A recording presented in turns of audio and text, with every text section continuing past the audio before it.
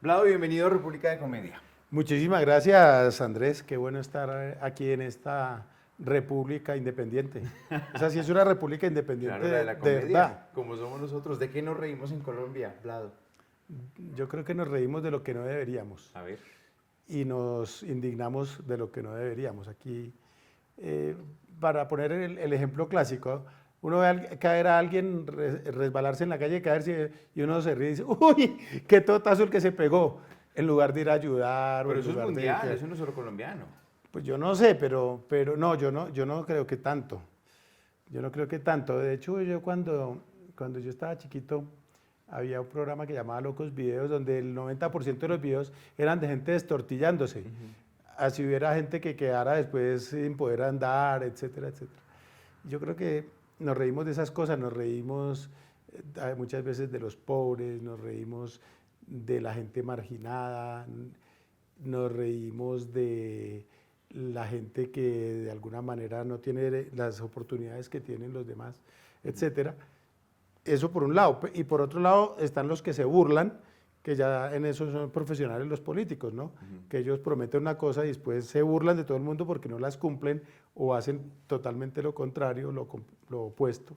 Entonces ahí yo creo que asumimos una cosa muy, de una forma muy deportiva, la vida, y nos reímos de las tragedias y tal. Y lo malo de eso es que en muchos casos eso se queda en eso, en el chiste, en la broma o en lo ingeniosos que somos los colombianos para sacarle jugo supuestamente a situaciones adversas y no tomamos las medidas necesarias para resolver los problemas o para ser más solidarios o para ayudar, ¿no? Contar la realidad del país por medio del humor no desvía de la atención de lo que realmente es importante o del suceso que ocurrió.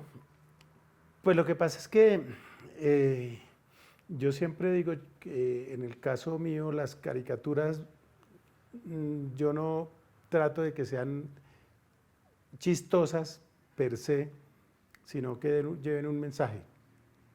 Lo que pasa es que la situación es tan absurda que a veces parece que el chistoso fuera uno, pero en realidad cuando una senadora propone construir un muro para dividir un departamento, o cuando otra senadora decide resucitar la Unión Soviética, ¿no?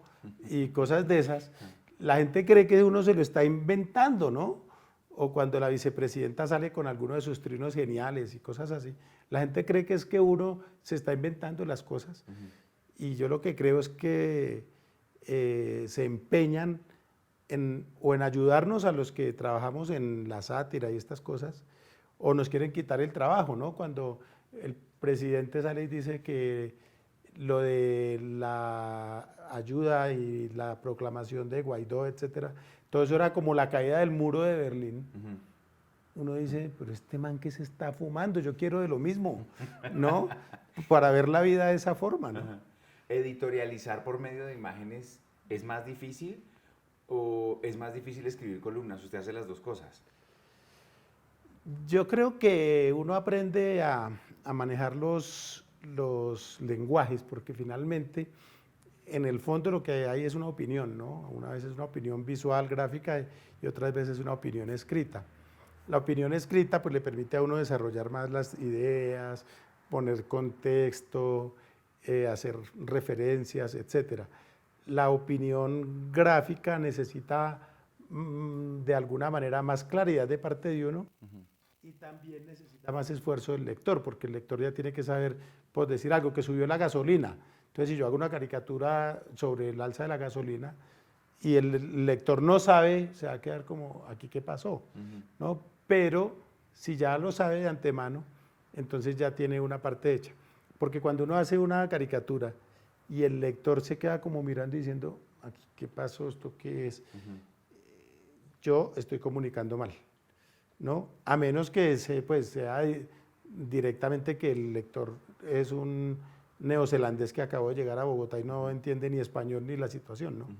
En la página de semana, en Bladomanía, hay como unos puntos siempre fijos. La Casa de Nariño siempre está con ciertas cosas encima y es su manera de satirizar justamente lo que pasa en la Casa de Nariño. Y Bladomanía recomienda siempre algo. Ajá. Eh, ¿Es mostrar la situación real del país con algo de burla o es simplemente mostrarla y ya? Yo creo que la idea es mostrar las cosas que uno ve, las cosas que a uno lo afectan directa o indirectamente, porque a veces puede ser que, por ejemplo, un paro de transportes, pues si yo trabajo en mi casa o si trabajo cerca de mi casa, a mí no me afecta, pero a mi empleada sí, ¿no? Y entonces yo soy sensible o no soy sensible a eso. Yo reacciono o no reacciono a las cosas. Matan a un defensor de derechos humanos en el Putumayo o en Urabá y yo me hago el pendejo con eso o no me hago el pendejo. Entonces yo creo que yo trato con esos elementos en semana y también a veces con la columna en El Tiempo, trato de decir cosas que aporten algo a la discusión, a la conversación, para no llamarlo discusión. Si no tengo nada distinto que aportar, un punto de vista diferente, pues no tengo por qué opinar, porque en algún momento yo me sentía como obligado a cubrir todos los temas, pero resulta que no siempre uno es lo suficientemente inteligente para aportar un elemento nuevo, una visión diferente.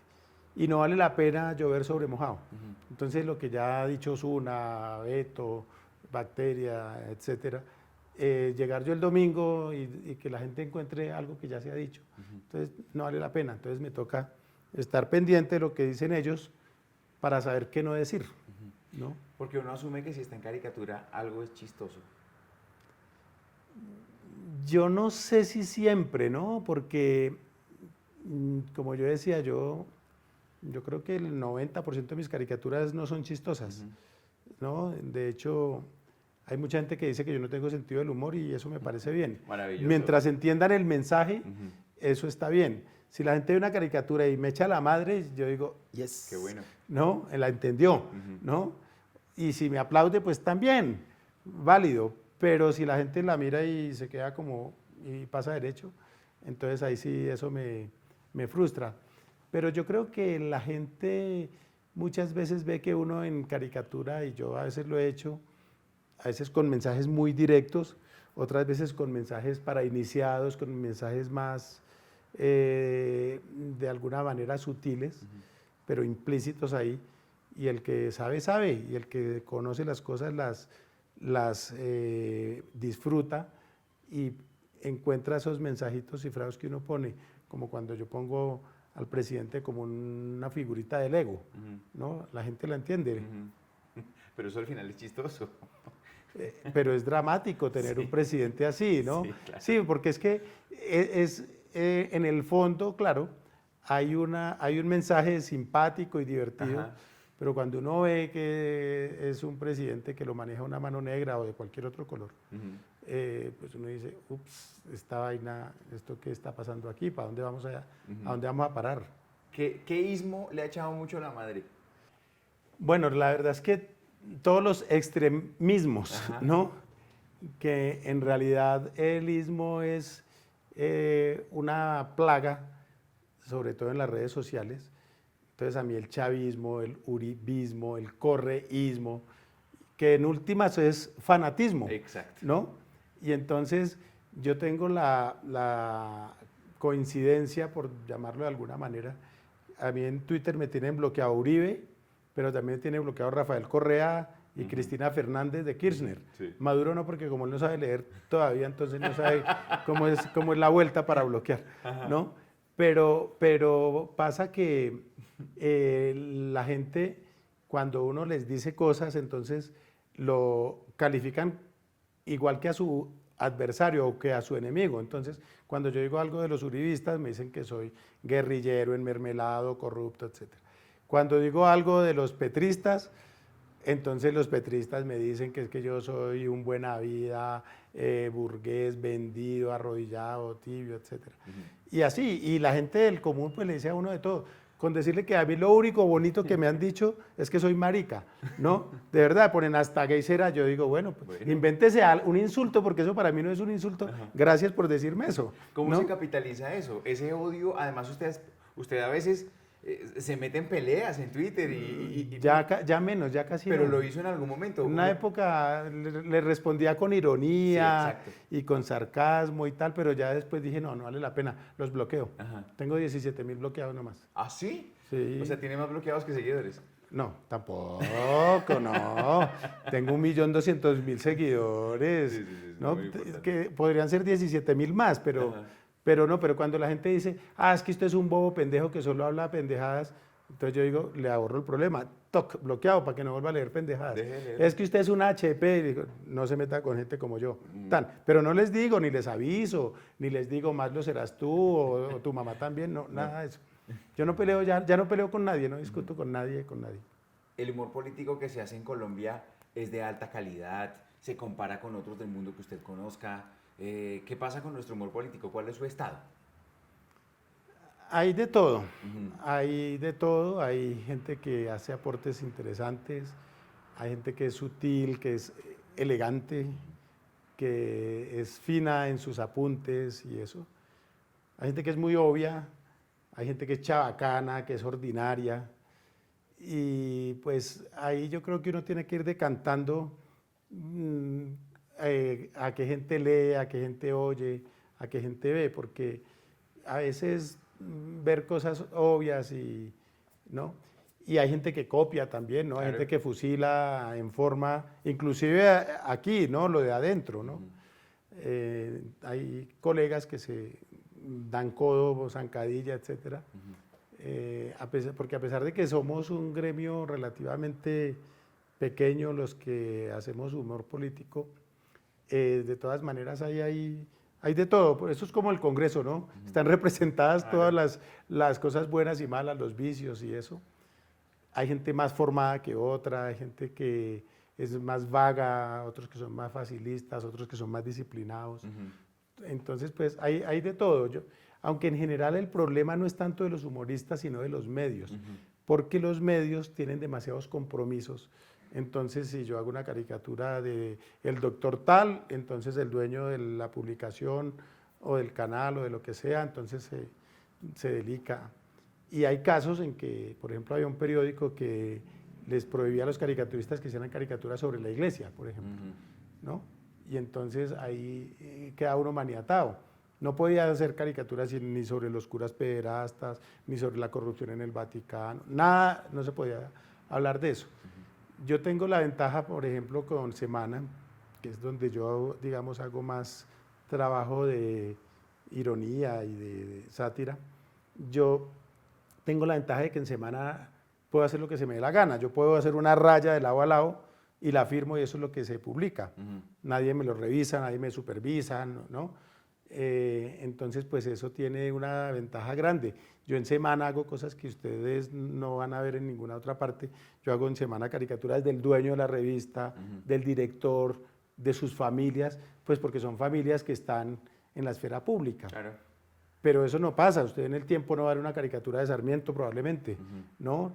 Ni en El Espectador va a haber caricaturas de los Cano, ¿no? De pronto Osuna en algún momento hacía algunas alusiones así, pero Que no quiere decir que Matador no la tenga guardada o que Beto no la haya hecho, pero que no sé si la pueda publicar.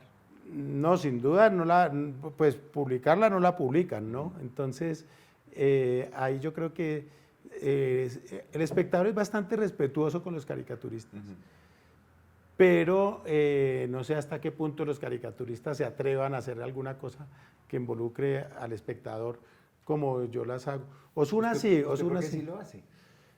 Porque yo antes de trabajar en un medio, yo pongo una condición, es, ¿puedo hacer lo que se me dé la gana? Entonces, si me dicen que sí, yo pregunto cuánto me van a pagar. Si me dicen que no, digo gracias, ¿Todo bien? gracias, todo bien, seguimos de amigos, ¿no? Entonces, yo no podría trabajar en un medio donde me estén controlando y diciendo, oiga, no, mire, no pinte a Andrés López otra vez porque es que, no, mire, es que le pintó la nariz muy chiquita, es que las orejas, no, cámbiele esta palabra. Y de hecho, en Semana, al comienzo, hace 24 años, tuve un inconveniente con Felipe López, precisamente por una caricatura que él vio antes de publicarse.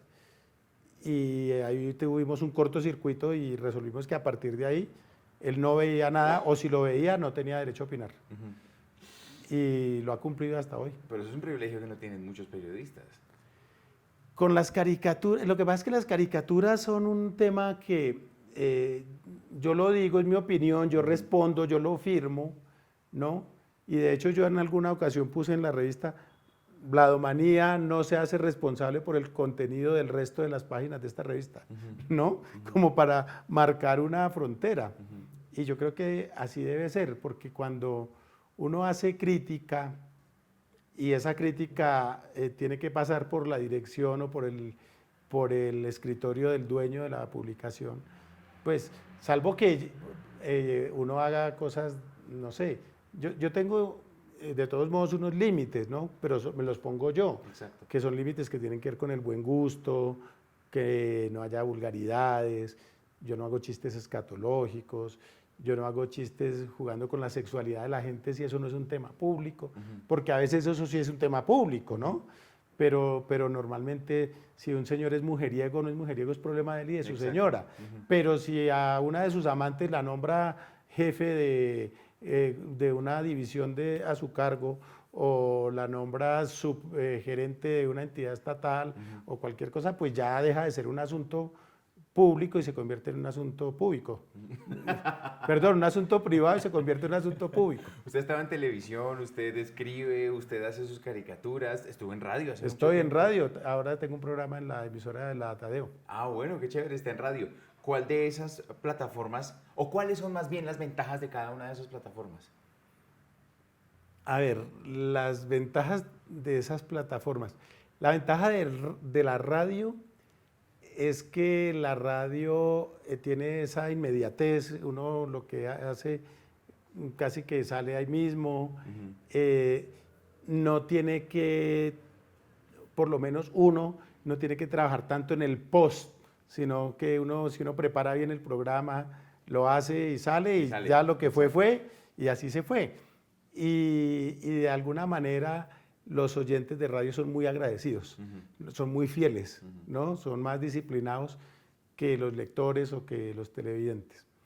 La televisión, pues obviamente tiene la ventaja de la imagen, que le permite a uno combinar tantas cosas y decir cosas sin mencionar una palabra, sin abrir la boca. Uno pone una imagen y le pone una musiquita de fondo y ya, o un efecto sonoro y ya, ¿no? La gente ve cosas, se empieza a reír antes de que haya el menor asomo de ruido, ¿no? Entonces eso tiene esa cosa y que la reiteración en la radio termina divirtiendo mucho a la gente. La prensa, uno pensaba antiguamente, hoy por hoy pues es un poco distinto, pero uno pensaba que la prensa permanecía, ¿no? Pero ahora con las redes sociales y con la digitalización de todo, la prensa también como que se la lleva el viento, ¿no? Y las redes sociales pues tienen el tema de la inmediatez, ¿no? Que si antes la radio era lo inmediato, pues ese puesto se lo quitó las redes sociales, ¿no? Entonces, y tiene la posibilidad de uno interactuar con sus lectores o sus oyentes. Aunque a veces uno interactúa con gente que lo insulta a uno antes de leer, ¿no? A mí me escriben, la semana pasada me escribió un señor, no he leído su columna, pero más o menos decía, no he leído su columna, pero no estoy de acuerdo, ¿no? Porque ya pues, por el título uno ya puede presumir usted qué es lo que va a decir, bla, bla, bla, bla, bla, bla. Y la gente no se toma la molestia de leer porque en las redes sociales la gente se acostumbró se quedó en los 140 caracteres, ni siquiera los 280 a los que amplió Twitter después, sino que se quedó en los 140 caracteres de un titular, de una frase, de un pie de foto, y la gente no analiza y come cuento muy fácilmente, y por eso tenemos Brexit, y por eso tuvimos el no en el plebiscito, y por eso ganó Trump, etcétera, etcétera, ¿no? La sátira tiene como un hábitat para mí y es la caricatura. ¿Sigue siendo esa la mejor herramienta para hacer sátira? Pues mire, a mí eso me ha funcionado desde el bachillerato.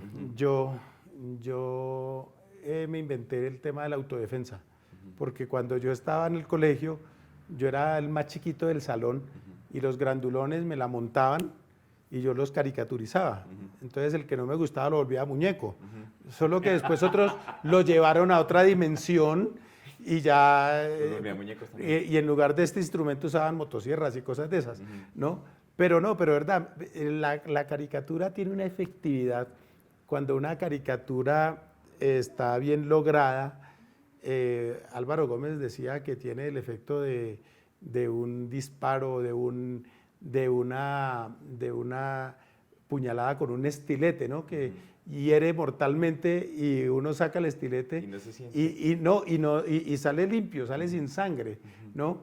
Eso decía Álvaro Gómez en el prólogo al libro de Osuna, ¿no? Entonces, y es verdad, Álvaro Gómez tenía muy claro eso, y uno va a ver, y una caricatura, entonces, cuando un lector ofendido, un político generalmente, protesta por una caricatura y manda una carta diciendo que no es así, que están exagerando, que no hay nada que hacer. Por más que le publiquen la carta de una página entera y la Ya- caricatura ya salió el haya estilete. sido de este tamaño, no hay nada que hacer. Una caricatura es irrectificable. Lo mismo que un buen chiste. Cuando uno está en una conversación y alguien le suelta a uno un chiste y uno no tiene la capacidad de reaccionar, es mejor quedarse callado, ¿no? Porque cuando uno se pone a aclarar, oscurece. Entonces es mejor quedarse calladito. Entonces yo creo que una caricatura es contundente y es efectiva, y en esas condiciones es irrefutable, no se puede alegar contra. Por eso a veces cuando han tratado de poner tutelas, demandas, ¿sabe? Una vez yo pinté a un político hace muchos años en la época del proceso 8000, y ese político dijo que iba a ponerme una tutela por la caricatura que yo. Y alguien le recomendó, le dijo, mire, no, la pierde, no ponga la tutela, que la pierde. Y yo creo que es inútil, ¿no? Es inútil pelear con una caricatura. Aleida cumple 25 años. La... 25 años en la revista Semana, así es. ¿Quién es Aleida? Aleida no es nadie y son todas. Ajá. Aleida tiene esa ventaja de que es una caricatura, un personaje que en algún momento retrata a todas las mujeres. Todas las mujeres, de uno u otro modo, se sienten identificadas con Aleida, porque pues cuando Aleida habla del amor, del sexo, de la familia política, de la belleza, de la vanidad, de la tusa, de todas estas cosas, en algún momentico hay un momento de identidad. Aleida además nació en un momento en el que se podía hablar de eso así usted fuera hombre. ¿A qué me refiero? Hoy en día hay una cantidad de ismos y de organizaciones y demás que dirían, pero ese señor, ¿por qué habla de eso si ni siquiera es mujer? Pero no, siempre ha pasado. ¿Desde antes también? Sí, hace años organizaron aquí en Bogotá una exposición de personajes femeninos, y a mí me invitaron y después me desinvitaron porque una de las caricaturistas que exponían dijo, no, este man no tiene por qué estar aquí porque esto es de mujeres para mujeres. Yo, ok, ¿no? Lo cual me pareció un poquito absurdo porque a ver, ¿cuántos autores varones no han construido grandes personajes femeninos, ¿no? Sí. Si uno va para no ir muy lejos, García Márquez, ¿no? Empezando por la Cándida Heréndira, siguiendo por Úrsula Iguarán, etcétera, etcétera. Hay una cantidad de personajes creados por hombres que son magníficos, pues porque de algún modo los hombres conocemos, y si somos suficientemente observadores, entendemos la naturaleza femenina y sentimos empatía con las mujeres. Y yo soy bastante nena, entonces yo dejo que mi nena salga y no me da miedo. No me da miedo llorar, ni ser pero débil. Pero usted sería la pareja perfecta porque usted escucha mucho. A veces demasiado. Lo que Aleida dice son cosas que usted escucha, o usted se levanta a las 2:30 de la mañana como con 3 ideas de Aleida. Pasa así. Ayer, por ejemplo, que estaba saliendo del parqueadero, se me ocurrió una Aleida. ¡Paf! Y dije yo, uy, esto sirve. Estaba conversando con una amiga y dije, uy, esto sirve para una Aleida, ¿no? Una cosa que decía, la voy a dibujar, no sé cuándo salga esto, de pronto ya habrá salido cuando ya habrá sido publicada, pero era una cosa, porque estábamos hablando de las parejas estables. Yo le decía a mi amiga que una pareja estable puede ser una pareja aburridísima, pueden ser una pareja que llevan 20 años donde ni se miran, ni se hablan, ni tienen sexo, ni nada, pero siguen juntos, es una pareja estable. Eso no quiere decir nada bueno, ¿no? Cuando dicen, no, es que tiene una pareja estable hace 20 años. No, entonces se me ocurrió ahí en esa conversación, yo dije, ve, voy a hacer una caricatura de Aleida que diga en qué momento la pareja estable se convierte en detestable, ¿no? Aleida nunca se ha metido en política.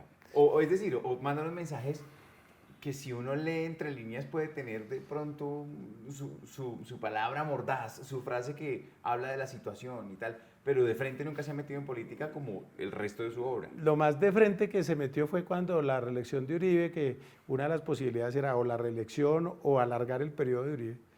Entonces Aleida decía una vez, es absurdo votar por un tipo al que se le ocurre la brillante idea de alargar el periodo. ¿No? Porque eso pues, y eso pues ahí tiene la doble lectura, pero ahí sí hay gente que la agarra y hay gente que no la agarra. ¿Qué mujer es una Aleida? Que todos tengamos cerca. Mire, Aleida tiene una cosa y es que gracias a Aleida hay uribistas que me aplauden, porque hay mujeres y algunos hombres uribistas a los que les gusta Aleida y me felicitan por Aleida, pero no mencionan las otras caricaturas, ¿no? Exacto. Entonces, no, pues Aleida si usted le pregunta para hablar de una amiga común a Diana Montoya, ella es una Aleida. Si usted le pregunta a otra colega, Carolina Sánchez, ella también se siente una Aleida. Bueno, hay infinidad de mujeres, aunque pues el target es más de las mujeres maduras, después de los 35, que han estado o están casadas, pero por ejemplo las que más se identifican probablemente son las mal casadas, las que vienen entusadas, porque Aleida, la vida de Aleida es como la de los tangos, como las historias de los tangos, que en los tangos siempre al tipo le ponen los cuernos, lo abandonan, se le muere la mujer, etcétera, pero los tipos siempre le están cantando al amor, ¿no? Exacto. Aleida siempre vive a la espera del amor, así le toque mamarse muchos desengaños, ¿no? A veces en Aleida sale un señor, porque ese señor dice cosas que Aleida no dice. Porque ese es un cafre, porque ese es el ex de Aleida. Ese es el ex de Aleida, okay. Que se llama Felipe. Pero es el ex de Aleida porque precisamente piensa muy distinto y dice las cosas de viejo verde, de acosador, del tipo machista, del tipo que no valora a su pareja, etcétera, etcétera, ¿no? Aleida nunca busca hacer reír tampoco, más bien busca hacer pensar. Pues sí, lo de Aleida son reflexiones. Como haikus. Que a ratos son graciosas. Aleida tiene, una de las características de Aleida es que ella se burla de sí misma, ¿no? Entonces, por ejemplo, en algún momento que dijo, yo no necesito un tipo que me lleve la contraria, yo lo puedo hacer sola, ¿no? Porque eso es verdad, no hay nada más impredecible que una mujer. Los tipos somos lo más predecible del mundo, por eso es que cuando decimos mentiras caemos redonditos, porque uno es como los borrachos que salen de una fiesta hinchos y uno dice, estoy bien, voy a caminar normal, y va así, ¿no? Y así es cuando uno le dice una mentira a la mujer, sobre todo si tiene que ver con cuernos o cosas de esas, que uno llega caminando normal y la mujer solo le tiene que preguntar cómo se llama la fulana, ¿no? Porque uno se cae solo, uno no sabe ocultar las cosas, no sabe decirlas. Entonces, Aleida se burla de eso, pero también se burla de su condición de mujer y un poco de la sociedad. Es muy ecléctica, ¿no? ¿Qué le aporta Aleida a la caricatura en Colombia? No sé si al humor, pero ¿qué le aporta Aleida a la caricatura? Pues a ver, yo creo, puede que en eso haya discusión y yo no debería decirlo, pero yo creo que Aleida es uno de los personajes más importantes de la tira cómica que se han creado en Colombia en los últimos 30 años. Ahora que dices, ¿no? De género.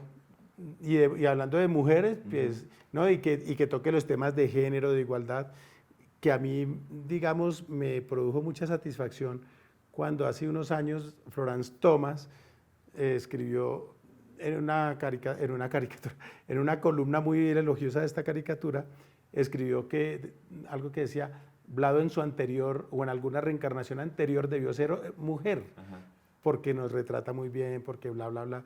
No, porque Aleida se identifica mucho con las mujeres, con la causa feminista, sin que se proclame pues la más libertina, ni la más políticamente activa, ni la más, que digamos, rebelde, pero sí es muy firme en unas cosas que dice contra precisamente el machismo, contra la violencia intrafamiliar, contra el abuso psicológico, etcétera, etcétera. Entonces, pues eso sin duda le ha dado unas herramientas que le han servido para que las mujeres, sin distingo de clase, porque ese es otro tema, que el amor y la vida afectiva Nos toca a todos. nos toca a todos. Hombre, mujer, gay, lesbiana, pobre, rico, costeño, negro, bogotano, pastuso, gringo, colombiano, ecuatoriano, de todas partes nos afecta una ilusión amorosa, un desengaño, unos cuernos, una nueva relación. Siempre nos identificamos de una u otra manera, aunque reaccionemos distintos, pues no es lo mismo si yo peleo con mi novia, pues yo me vengo aquí a chillar a la sala de mi casa, y si Santo Domingo pelea con la mujer, pues se toma un crucero por el Mediterráneo. Y a chillar también. Y a chillar también, pero pues en unas condiciones un poco más favorables. A mí Aleida me parece sexy. ¿Es Aleida sexy para usted? ¿Usted es el papá? No, yo no soy el papá, yo soy el tinieblo. Yo soy el tinieblo, no. Yo, hace un rato usted me preguntaba de dónde salen esas cosas. Hay cosas que se me ocurren, hay cosas que oigo, hay cosas que me cuentan, ¿no? Pues porque mujeres que saben que yo hago Aleida me dicen, oiga, me pasó esto de pronto le sirve. Algunas veces sirven, otras veces no, ¿no? Por ejemplo, una vez pinté una Aleida muy bonita pues muy bonita digo yo entre comillas, ¿no? De una señora que le encontró a su marido el teléfono de la otra, pero no el número, sino el aparato. No, le sonó el aparato y ella se lo iba a alcanzar y vio que tenía un fondo de pantalla una señora con unos niños. ¿Y esto de quién es? ¿No? Y entonces yo llevé eso a una tira de Aleida. Y eso fue realmente divertido. Entonces, pues, eso daba para una Aleida. Entonces, cuando a uno le cuentan cosas de esas, pues es material que se puede aprovechar muy bien. Otras veces yo leo, por ejemplo, Cosmopolitan, porque siempre trae unos temas ridículos, pero de lo puro ridículo son chéveres, ¿no? O habla con Poncho.